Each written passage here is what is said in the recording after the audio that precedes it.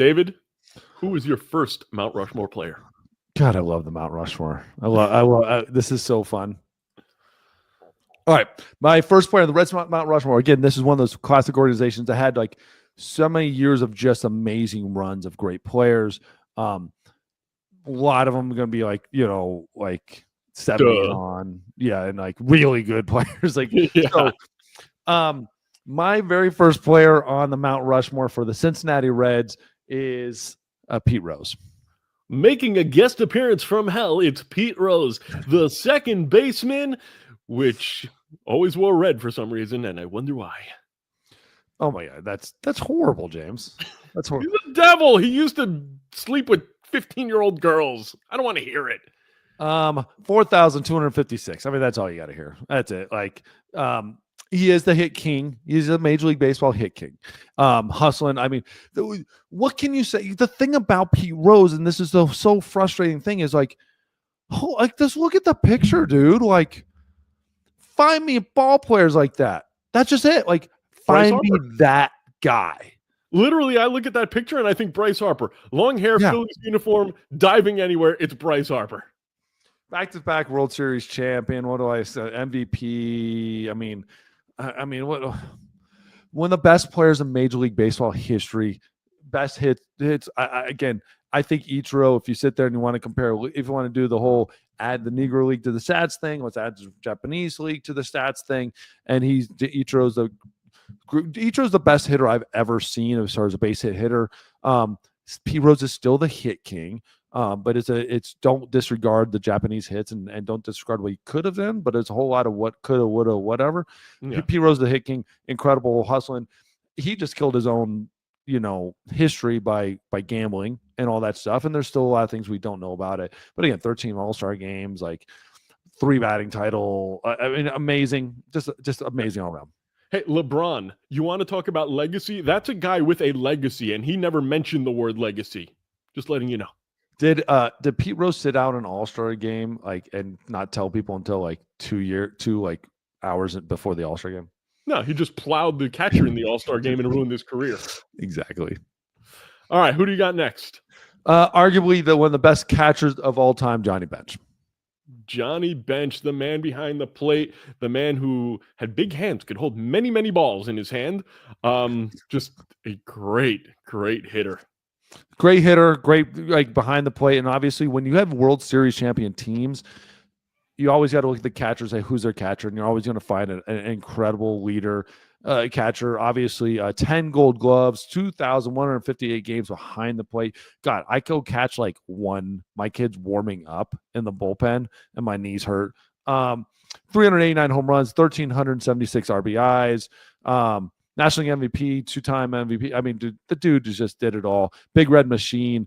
Big Red Machine doesn't happen if you don't have a catcher like that. Yep. Up next, the man with the podcast, Joe Rogan. Morgan.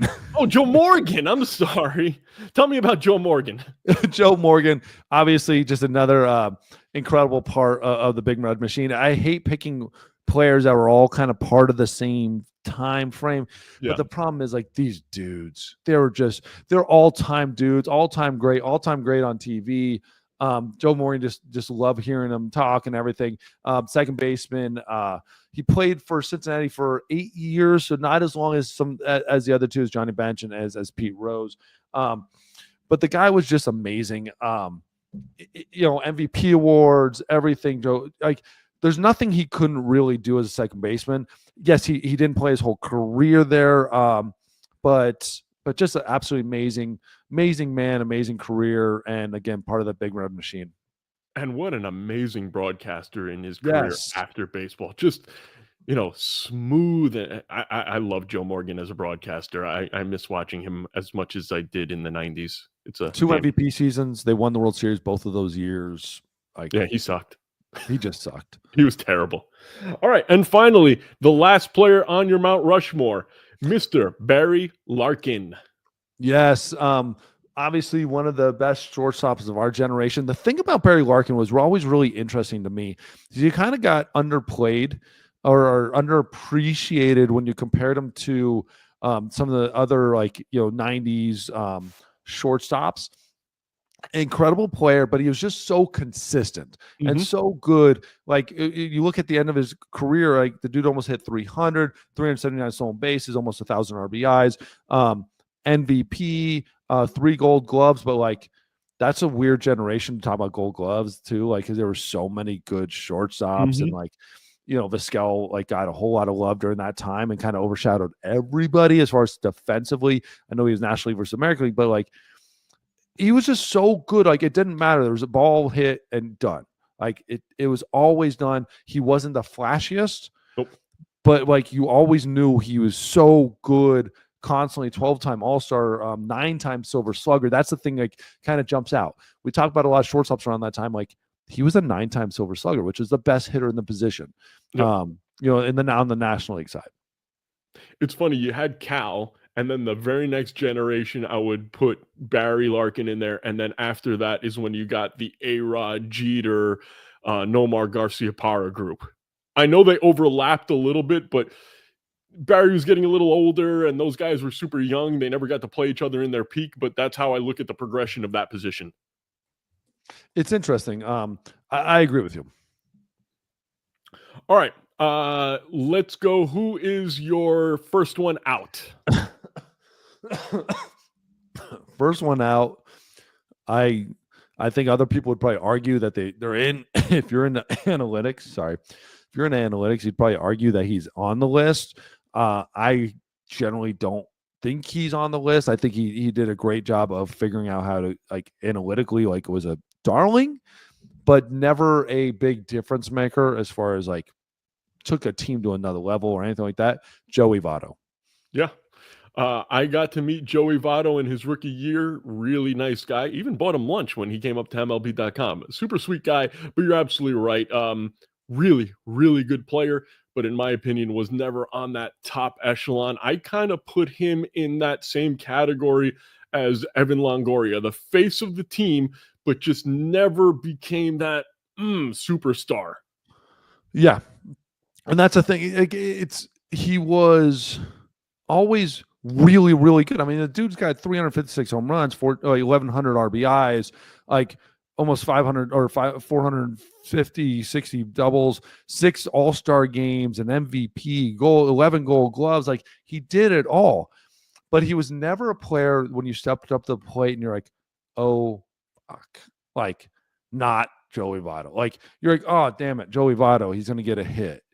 You're like, oh, he's going to work in the bat. You're never like, all right, outfield, move back. Like, let's hope for the best type of thing. He was so good, but like, again, he always needed somebody around him. He always needed another guy. Like he always needed somebody else.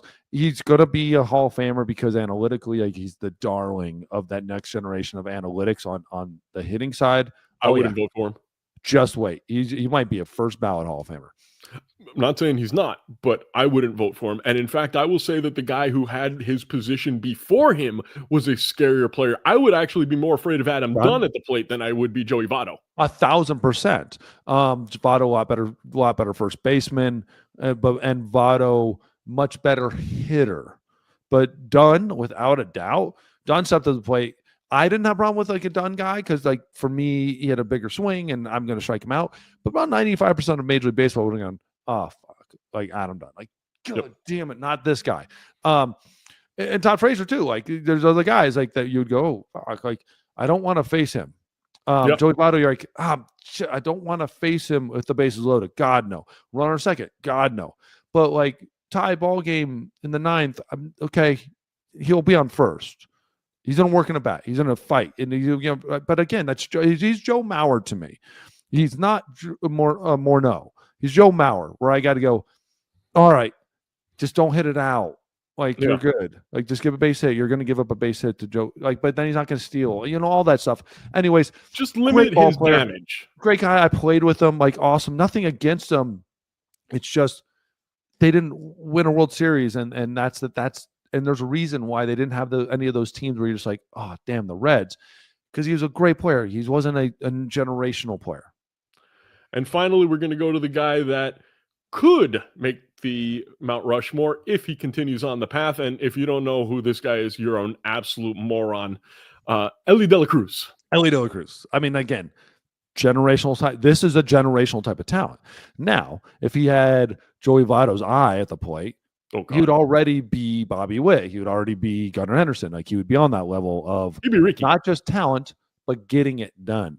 And that's the thing about Ellie. He just needs to learn that next level of like maturing and becoming a ball player and becoming like all around. Just make mistakes. If he just stop making young mistakes, like, he's gonna be one of the best players in baseball history because he has talent that like we haven't seen. And like, you look at him and you go, no one else can do that. Nope. No one else can do what he does. Players are just more rounded. Like, Bobby Witt's a better player. Gunnar Henderson's a better baseball player, but they can't do what Ellie De La Cruz can do. It's just Ellie De La Cruz can't do that every time. And that's what he's got to figure out.